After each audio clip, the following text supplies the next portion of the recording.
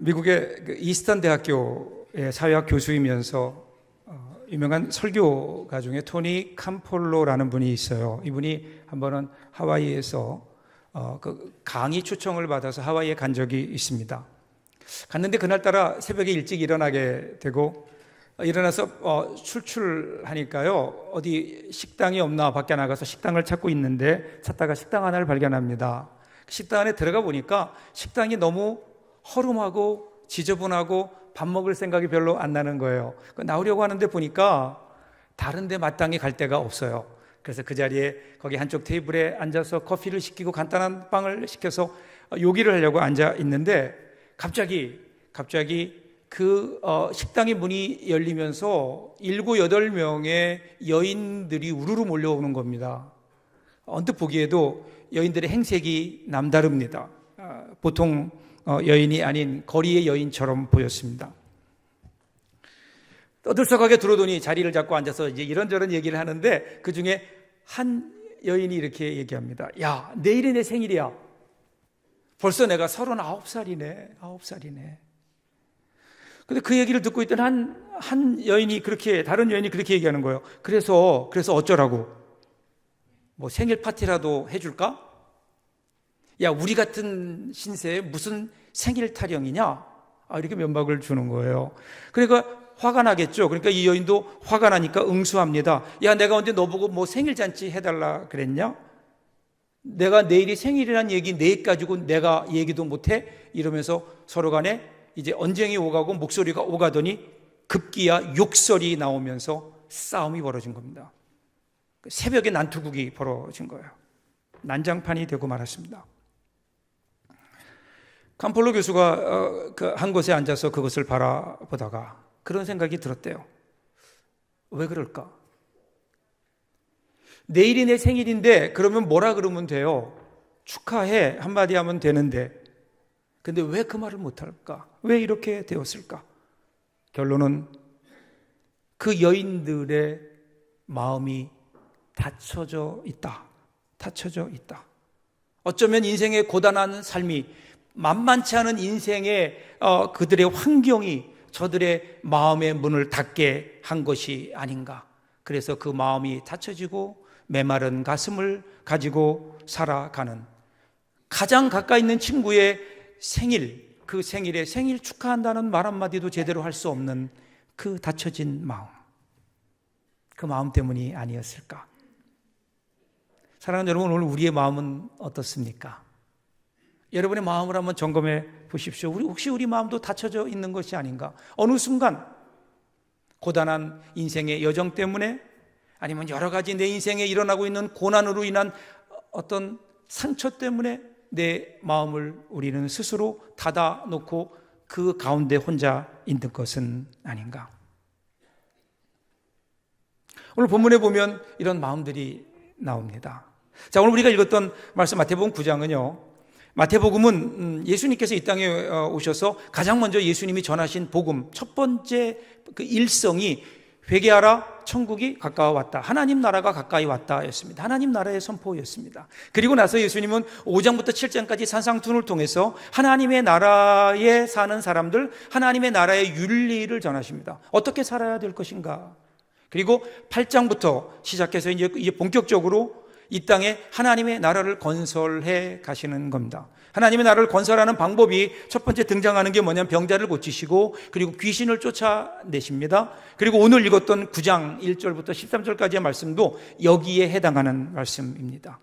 예수님의 홈타운, 원래 예수님의 고장이었던 가버나움에서 일어났던 일입니다. 예수님께서 그곳에 계시는데 그때 예수님이 이름이 꽤 인기가 있었어요. 명성이 있었습니다. 귀신을 쫓아내고 병자를 고친다라는 소문이 나면서 수많은 사람들이 예수님이 계신 그 집 앞으로 몰려들었습니다. 얼마나 많이 모였는지 사람들이 움직일 수 없을 정도로 많이 모였다. 그 동네 사람들이 다 모였다. 이렇게 이야기합니다. 그런데 그때 한 중풍병자가 들것에 실려서 오는 것으로 오늘 본문이 시작됩니다. 2절 상반절 보세요. 침상에 누운 중풍병자를 사람들이 데리고 오거늘 마태복음에서는 간결하게 이렇게 그들이 데리고 왔다, 그리고 예수님께서 그들의 믿음을 보셨다, 이렇게 얘기하지만 마가복음을 보면요, 같은 내용을 기록하는 마가복음을 보면 자세하게 기록합니다. 그가 그 친구 4명이서 중풍병자, 움직일 수 없는 그 중풍병자를 들것에 가지고 예수님께 나와왔는데, 그런데 거기에 사람들이 너무나 많이 있어서 예수님께 나아갈 수가 없어요. 그럼에도 불구하고 이들은 포기하지 아니하고 지붕을 뜯어내고 그 위로 침상을 달아내렸다. 그러니까 예수님께서 그것을 보시고 그들의 그 믿음을 보시고 고쳐주셨다. 그런 내용이 마가복음에 나와 있습니다. 믿음을 보셨다. 오늘도 성경은 그렇게 기록하죠. 예수께서 그들의 믿음을 보시고 중풍병자에게 이르시되 작은 자야 안심하라 너의 죄 사함을 받았느니라. 믿음을 보셨다. 예수님은 믿음을 보십니다. 믿음. 어떤 믿음이었을까요? 예수님이 이 병을 고칠 수 있다는 믿음. 이게 믿음이에요. 여러분, 예수님께 문제를 가져오는 것, 이게 믿음이라니까요. 여러분, 우리는 문제의 해결을 주님께 가져오는 것이라고 가끔 착각해요. 아니에요. 우리는 문제를 예수님께 가져오면 해결하심이 예수님께 있는 겁니다.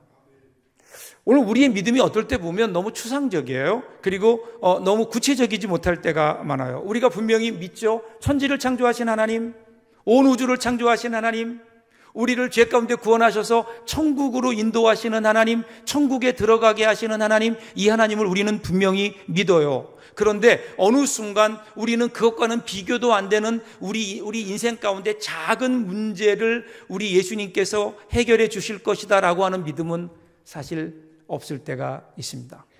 여러분께 한번 제가 물어볼까요? 자, 예수님께서 여러분들을 죄로부터 구원하셔서 천국에 들어가게 하실 것을 우리는 분명히 믿지요. 그러면 여러분, 그것과는 비교도 안 되지만 여러분의 자녀들이 좋은 직장에 예수님께서 들어가게 하실 줄 믿습니다. 그러면 여러분 마음속에 그게 믿어지나요? 그거 뭐 아멘 안 하잖아요. 우리가 예수를 믿는다고 하면서, 하나님을 믿는다고 하면서 전능하신 하나님, 우주를 창조하신 하나님은 믿는데 그것과는 비교도 안 되는 오늘 나의 삶 속에 있는 문제들, 작은 문제들을 우리 주님이 해결해 주실 것이다 라고 하는 것에는 우리가 망설여지는 것은 왜일까요? 우리의 믿음이 구체적이지 못합니다. 여러분, 하나님이 아무리 위대하신 창조주라 하더라도 나와 상관이 없다면 무슨 의미가 있을까요? 그래서 우리의 믿음은 나의 믿음이 되어야 되는 겁니다. 먼저 나의 믿음이 되어야 돼요. 윌리엄 쿠퍼라고 하는 유명한 목사님이 계신데, 이분이 젊어서 자유주의 신학의 영향이 좀 강했어요. 그래서 십자가 사건을 믿지 못했습니다. 십자가에서 예수님이 죽으심으로 내가 죄 사함을 받았다고 하는 이것을 믿지 못했어요. 그리고 목사가 됐습니다. 그리고 설교를 했어요. 그런데 어느 고난주간 토요일 아침에 교회 주보를 보다가 깜짝 놀랍니다. 그 다음날 자기가 해야 될 설교 제목이 뭐냐면 누가 예수를 죽였는가. 여러분 주보 보시면 알죠? 거기에 설교 제목이 나오고 그 옆에 누가 나와요? 설교자가 기록돼요. 그 설교자 누구예요? 윌리엄 쿠퍼 목사. 이렇게 된 거예요. 그걸 보면서 순간 전율이 온 겁니다. 누가 예수를 죽였는가? 윌리엄 쿠퍼. 우리말로 바꾸면 누가 예수를 죽였는가? 임채영 목사. 이렇게 된 거예요. 그걸 보면서 그가 그 앞에 통곡하기 시작합니다. 다른 사건이 아니고 예수가 십자가에 죽었다는 그 사실은 믿었는데 그게 나를 위한 사건이라고 하는 그것이 믿어지지 않았던 그가 믿어진 거예요. 그날 주보를 통해서 그는 회심하게 됩니다. 믿음이 뭘까요? 추상적인 것이 아닙니다. 하나님이 나를 사랑하신다는 겁니다. 그래서 나를 위해서 십자가에 죽어 주실 정도로 나를 사랑하시고 나를 구원하셨다는 나의 하나님. 여러분, 이 고백이 오늘 저와 여러분들에게 있기를 주님의 이름으로 축복합니다. 이런 믿음으로 나왔다고요. 이런 믿음으로 나왔어요. 그러면 그들이 나오면서 어떤 마음을 가지고 나왔을까요? 여러분, 여기 지금 중풍병자에게 이르시되 작은 자야 안심하라 그랬거든요. 이 작은 자라는 말은요, 그 전에 성경에는 소자야 이렇게 기록했는데, 작은 자라는 거는 나보다 나이가 어린 사람을 존경해서 부를 때 작은 자야 그렇게 불러요. 그러니까 여기는 있는 중풍병자의 나이가 어떻게 될까요? 예수님이 30대 초반이니까 20대인 거예요. 젊은 사람이에요. 젊은 사람이 몸이 마비가 돼서 움직이지 못하고 있는 거예요. 얼마나 답답하겠냐고요. 얼마나 간절하겠냐고요. 그래서 나오면서 어떤 것을 기대하고 왔을까요? 예수님께서 자기를 보시고 믿음을 보시고, 야, 걱정 말어, 네가 나을 거야, 병에서 나을 거야, 일어나 걸어라, 뭐 이러한 것을 기대하고 나오지 않았을까요? 그런데 예수님께서 뭐라고 말씀하세요? 내 죄사함을 받았느니라, 이렇게 말씀하시는 거예요. 자, 이어지는 3절을 보세요. 어떤 일이 일어났나요? 그 말 때문에 3절을 보면 어떤 서기관들이 속으로 이르되 이 사람이 신성을 모독하도다, 이렇게 얘기해요. 그러니까 죄사함을 선포하니까 그동안 예수님에 대해서 호기심을 가지고 보고 있던 서기관들이 가만히 보고는 속으로 이게 무슨 말이지? 죄사함을 받았어? 이거는 신성 모독이다. 하나님 외에 누가 감히 죄를 사할 수 있겠는가? 이렇게 마음속에 의문을 갖는 거예요. 그러니까 이런 생각을 하신 예수님께서 4절에서 이렇게 설명하세요. 예수께서 그 생각을 하시고 이르시되 너희가 어찌하여 마음에 악한 생각을 하느냐. 여러분, 사실은 어떤 면에서 보면, 서기관 입장에서 보면 당연한 생각이지 않을까요? 아직은 예수가 누구인지 모르잖아요. 그런데 그가 어느 날 어떤 젊은 청년이 나와서 네 죄가 사해졌다. 그러니까 얼마나 마음속에 당황스럽겠어요. 신성 모독이다.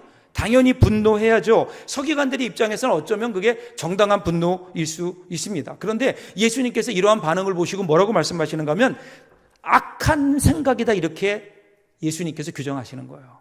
그렇게 얘기하는 그들의 마음을 보면 그 마음 속에 악함이 있다는 거예요. 악한 생각. 왜 악한 생각이라 그랬을까?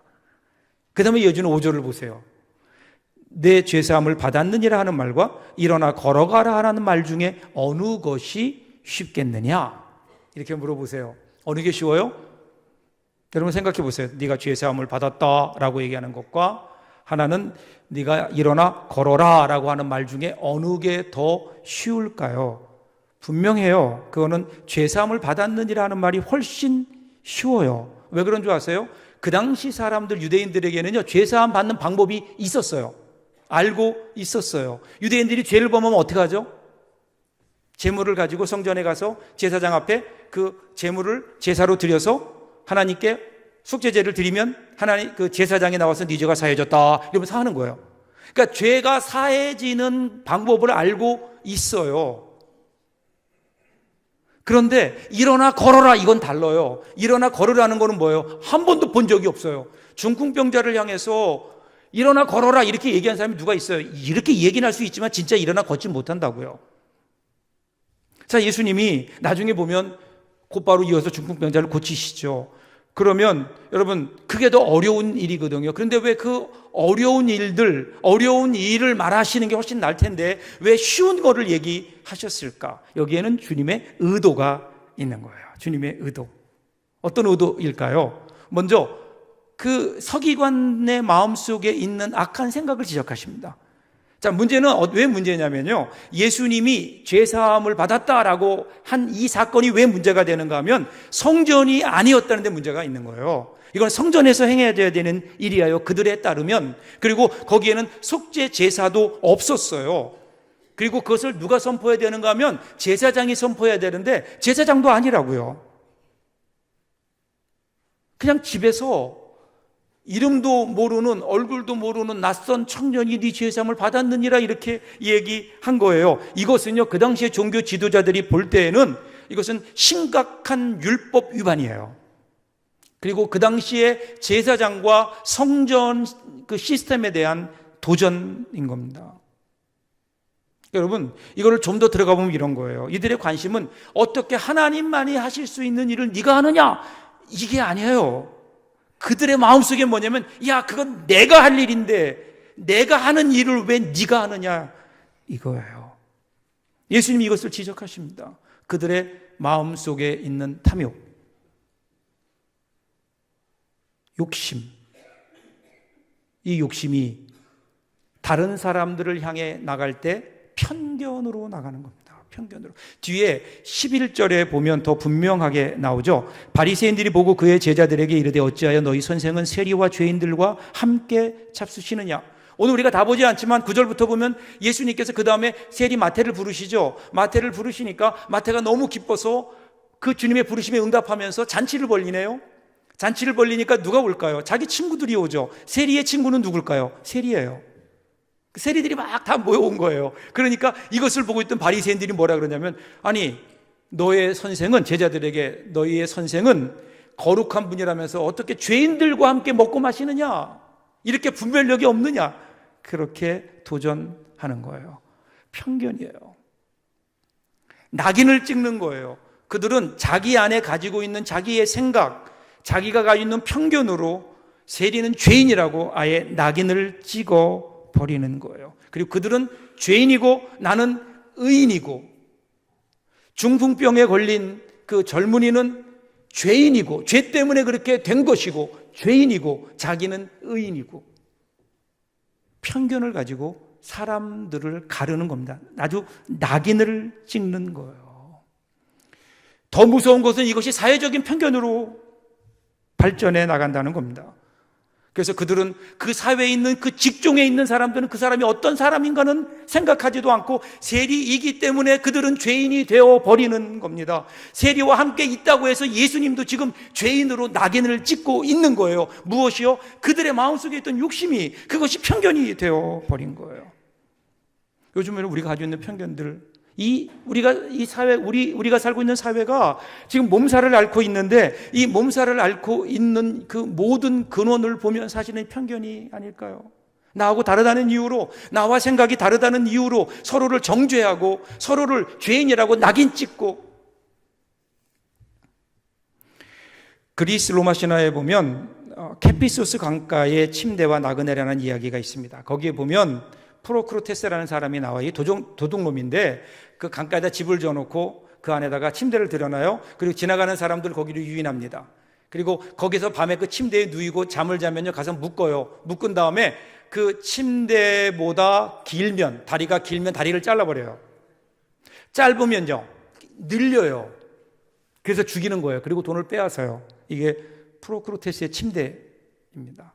그러다가 그도 어떤 영웅에 의해서 똑같이 죽임을 당하는 거예요. 근데 오늘 혹시 우리의 마음속에도 이 프로크루테스의 침대가 놓여 있는 것은 아닌가? 내 잣대, 내 편견 가지고 그것에 맞지 않으면 다 잘라버리는, 잘못됐다고 잘라버리는, 우리는 누구나 편견을 가지고 있어요. 특정 민족에 대한 편견, 특정 지역에 대한 편견, 학교에 대한 편견, 그 편견을 가지고 선을 그으면서 자기들만이 옳다고, 그러면서 상대편을 이제 적으로 규정하기 시작해요. 여기에 잘못된 신앙이 더해지면 그것을 사탄이라고 합니다. 그것을 악마화 시킵니다. 그러면서 폭력을 정당한 수단으로 그들은 인정하기 시작합니다. 지금 이 지구상에 자행되고 있는 모든 테러가 여러분 그거 아니에요? 스스로의 명분을 가지고 있다고요. 그런데 그것은 편견에서 나온 거예요. 그리고 그 편견에 맞지 않는 것은, 자기의 편견에 합당하지 않은 것은 다 적이 되고요. 그 적은 악마적인 요소가 있기 때문에 그것들은 폭력을 사용해서라도 없애버려야 된다고 하는 이 무자비한 논리가 작은 편견에서 시작된다는 겁니다. 서기관들, 이 중풍병자의 젊은 중풍병자의 그 고통과 한과 아픔과 그 고통 소리에는, 신음 소리에는 귀를 기울이지 않았다고요. 그냥 자기 마음속에 있는 어떤 교리적인 편견, 자기 마음속에 자기가 가지고 있는 욕심의 편견만을 가지고 그 사람을 대했던 거예요. 예수님이 지금 그걸 지적하시는 겁니다. 혹시 오늘 저와 여러분들의 마음속에 이런 편견은 없는지, 혹시 우리 마음속에 이 프로크루테스의 침대를 떡하니 들여놓고 그것에 따라 재단질을 하고 있는 것은 아닌지, 이것을 지적하시면서 예수님께서는요, 또 하나의 의도를 말씀하세요. 이게 6절이에요. 그러나 인자가 세상에서 죄를 사하는 권능이 있는 줄을 너희로 알게 하려 하노라 하시고 중풍병자에게 말씀하시되 일어나 내 침상을 가지고 집으로 가라 하시니. 여러분, 구약을 보면, 그리고 특별히 그 당시에 예수님이 사셨던 사회를 보면 질병을 죄와 연관시켜요. 레위기 13장 2절부터 3절에 보면 악성 피부병에 대한 규정이 나오죠. 어떤 사람이 어느 날 악성 피부병, 성경에서 그걸 나병 그렇게 얘기하는데 사실은 악성 피부병이에요. 악성 피부병이 걸리면 제사장에 가서 확정을 받아야 돼요. 그게 확정되면 어떻게 하는 줄 아세요? 그때부터 옷을 찢어요. 입은 옷을 찢고 머리를 풀어 헤치고 같이 살 수 없어요. 혼자 거하는 겁니다. 혼자 살면서 혹시라도 사람이 자기에게 다가오면요, 자기 입을 막아요. 입을 가리면서 나는 부정한 사람입니다. 나는 부정한 사람입니다. 이렇게 살아야 돼요. 언제까지? 죽을 때까지. 여러분, 질병도 힘든데, 질병도 괴로운데, 부정한 자, 즉 나는 죄인이라고 하는 낙인까지 찍혀서 살아가는, 자기 입으로 외쳐야 되는 그 삶이 얼마나 힘들겠어요. 이게 그 당시에 삶의 어떤 정서였다고요. 그러면 지금 오늘 여기 나오는 이 젊은 중풍병자의 경우도 보세요. 크게 다르지 않았을 겁니다. 젊은 날에 이상한 병에 걸렸어요. 몸이 갑자기 마비가 돼요. 움직일 수 없어요. 그것도 힘든데 그것보다 더 힘든 게 뭘까요? 주위에 있는 사람들이 도대체 쟤는 왜 저래? 쟤는 어쩌다가 어떤 죄를 지었기에 저렇게 고난을 받고 고통을 받는 거야? 죄책 가운데 살고 있지 않았을까요? 그런데 예수님이 오셔서 말씀하시는 거예요. 너의 죄가 사해졌다. 그럴 때 여러분, 이 젊은 중풍병자의 마음속에 자유함이 있지 않았을까요? 몸은 아직도 움직이지 않는다 하더라도 내가 죄인이 아니었구나. 내가 죄인이 아니었구나. 죄로부터 자유함을 누리지 않았을까요? 그뿐인가요? 지금까지 그를 죄인으로 대했던 모든 사람들을 향한 주님의 일침이죠. 죄인이라고 아니라는 겁니다. 아니라는 거예요. 예수님은 지금 그를 죄인으로 대하는 게 아니에요. 예수님은 어떤 편견을 가지고 그를 대하지 않습니다. 그냥 그를 보시는 거예요. 그의 불쌍함을 보시는 거예요. 그의 아픔을 들으시는 거예요. 그의 신음을 듣는 거예요. 그가 당해 있는 그 고난을 불쌍하게 여기시는 거예요. 그리고 내가 어떻게 저 사람을 회복시킬 것인가? 예수님의 마음은 온통 지금 거기에 가 있다고요. 오늘 여러분, 오늘 이 사건은 기적으로 끝나잖아요. 그 사람이 고침을 받아요. 그런데 고침을 받게 되는 그 발단이 어디에 있나요? 이 예수님의 눈을 가진 사람들이었다고요. 오늘 성경은 여기에 초점을 맞추고 있습니다. 예수님의 눈을 가진 사람들, 침상에 누워있는 중풍병자를 예수님께 데리고 온 사람들, 다른 모든 사람들은 그를 바라보면서 죄인이라고, 어떤 죄를 지었기에 저렇게 누워있냐고, 그렇게 손가락질하며 그를 정죄할 때, 그때 거기에 있던 그 4명의 사람들은, 그 주위에 있던 그 친구들은 그를 불쌍히 여겼어요. 그의 신음소리를 들었어요. 그의 아픔에 동참했다고요. 그래서 그를 예수님께 데리고 나온 겁니다.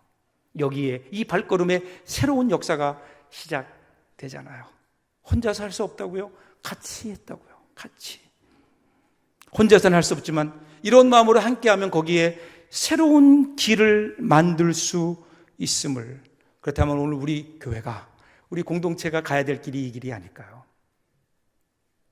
새로운 길, 편견을 뛰어넘어 서로의 아픔을 부둥켜 안고 함께 주님 앞으로 나가는 공동체. 이 사건의 결론 보세요. 8절이에요. 무리가 보고 두려워하여 이런 권능을 사람에게 주신 하나님께 영광을 돌리니라. 뭐가 나와요? 하나님의 영광이 나와요. 하나님의 영광은 하나님 나라와 연관되어 있는 거예요. 하나님 나라의 영광이 가득했다. 그래서 그들을 만났더니 거기에 잔치가 있었다. 여러분, 오늘 우리가 살아야 되는 천국은요, 나중에 죽어서 가는 천국이 아니라 이 땅에서 하늘의 기쁨을 누리며 살아가는, 오늘 우리의 가정에, 우리의 교회에, 우리가 살아가는 삶의 발걸음마다 하늘나라의 기쁨이 넘쳐나는, 하나님의 영광이 나타나는 삶을 살아야 되지 않을까요? 저는 오늘 설교를 토니 캄폴로 교수의 이야기로 시작했어요. 그 이후에 어떻게 됐을까요? 궁금하십니까? 궁금하지 않으면 안 하고요. 자, 식당 주인이 싸우는 사람들을 말려요. 그래서 일단 진정이 되면서 여인들이 하나둘 뿔뿔이 흩어져 갑니다. 다 간 다음에 캄폴로 교수가 주인에게 물어요. 저기 있는 저 여인들이 여기에 자주 옵니까? 매일 온다는 거예요. 같은 시간에 매일 온대요. 그래요? 그러면 제가 마음속에 아까 그들을 보면서 마음속에 생각난 게 있는데, 내일 아까 생일이라고 했던 그 여인 아시죠? 아, 예, 그 이름이 아그네스예요. 그러더래요. 그 아그네스의 생일, 그 생일 잔치를 내일 제가 좀 해주고 싶은데 도와주시겠습니까? 돕겠다고. 이렇게 해서 그 주인 네웨와 캄폴로 교수는요, 그 이튿날 새벽에 파티를 준비하기 시작합니다. 한밤중에 미리 와서 식당을 파티 장소로 꾸며놓고요. 그리고 그 주인의 부인은 그가 이미 알고 있던 그 지역의 그 같은 그 직종에서 일하는 거리의 여인들 몇 사람에게 미리 귀뜸을 해줘서 다 모이라고. 그 시간이 되면 다 모이라고 귀뜸을 해줍니다. 이야기를 들은 그 사람들이 협조해요. 그래서 2시가 넘으니까 그 거리 인근에 있는 여인들이 그 식당에 하나둘 오더니 가득 채워졌습니다. 그리고 드디어 새벽 3시 반, 드디어 아그네스가 몇몇 친구들과 함께 평소와 같이 문을 열고 식당에 들어서는데, 그 아그네스가 들어서자마자 식당에 있던 모든 사람들이 다 자리에 일어나서 외쳤어요. 뭐라고 외쳤을까요? 해피 버스데이. 이 아그네스라는 여인이 식당 문을 열고 그 자리에 들어오다가 그 자리에 얼어붙은 듯이 서 있는 거예요. 그리고 노래가 시작됩니다. Happy birthday to you 하는 노래가 시작됩니다. 그 노래가 진행되면서 이 노래와 함께 아그네스라고 하는 여인의 뺨에 눈물이 흐르기 시작합니다. 그러더니 어깨를 들먹이며 울기 시작하더니 통곡합니다. 거기에 있던 모든 여인들이 함께 울기 시작합니다. 그러다 그 중에 누군가가 아그네스에게 그렇게 얘기해요. 아그네스, 생일 케이크를 잘라야지. 생일 케이크 등장합니다. 그 케이크를 바라보고 있던 아그네스가 갑자기 이렇게 얘기해요. 혹시 부탁이 하나 있는데 이 케이크를 내가 가지고 가면 안 되겠냐고. 집에 두고 보관하고 싶다고. 그때 캄폴로 교수가 일어나서 이렇게 얘기합니다. 여러분, 저를 보십시오. 제가 저 아그네스와 여러분의 행복을 위해 잠깐 기도해도 될까요? 왜 안 되겠어요? 기도합니다. 캄폴로 교수가 기도합니다. 가장 교회답지 않은 곳에서, 그 어떤 교회에서도 드릴 수 없는 거룩한 기도가 그곳에서 있었고 모두가 울고 있습니다. 캄폴로가 기도를 마치면서 이렇게 얘기해요. 이 행복의 주인은 예수 그리스도이십니다. 그는 여러분들의 삶의 주인이 되기를 원하십니다. 그분을 마음속으로 받으시겠습니까? 여기저기서 울먹이며 그렇게 하겠습니다. 그렇게 하겠습니다. 파티가 벌어진 겁니다. 기도가 끝나니까 다 끝난 후에 식당 주인이 캄폴로 교수에 그렇게 얘기했어요. 당신이 목사님이었군요. 어디서 목회하세요? 그러니까 캄폴로 교수가 이렇게 재치 있게 대답했어요. 나는 새벽 3시 반에 장녀에게 파티를 열어주는 교회 목사입니다. 그랬더니 식당 주인이 뭐라고 얘기하는 줄 아세요? 농담하지 말라고. 그런 교회가 어디에 있냐고. 그런 교회가 있다면 나는 벌써 그 교회에 등록을 했을 거라고. 저는 그 주인의 소리가 저의 마음속에 아주 무겁게 다가왔습니다. 그런 교회가 있다면 나는 벌써 그 교회에 등록을 했을 거라고. 이 이야기가요, 토니 캄폴로 교수가 썼던 하나님 나라는 파티입니다. The Kingdom of God is a Party 라는 책에 나오는 이야기입니다. 사랑하는 여러분, 미국에 파티가 있다면 우리에게는 뭐가 있어요? 잔치가 있습니다. 잔치. 오늘부터 우리 민족의 잔치가 시작되잖아요. 설 명절입니다. 저는 이번 설 명절이 여러분에게 이런 잔치가 되었으면 좋겠습니다. 여러분들이 가서 많은 가족들과 많은 친척들을 만나게 될 겁니다. 그 가운데는 정말 여러분의 마음이 닫혀 있는 사람들도 있을 겁니다. 근데 한번 열어보십시오. 닫혀 있는 그 마음 문을 열고 한번 그들을 좀 만나보십시오. 어떤 일이 아니라, 할 수 없음이 아니라 사람을 만나는 기쁨이 있는 잔치, 그것이 여러분 우리의 명절이 되어야 되지 않을까요? 여러분 제발 시어머니라고 하는 편견을 넘어서 한 여인으로 한번 바라보십시오. 며느리라고 하는 편견을 좀 뛰어넘어서 마음을 열고 한 가련한 여인으로 좀 바라보십시오.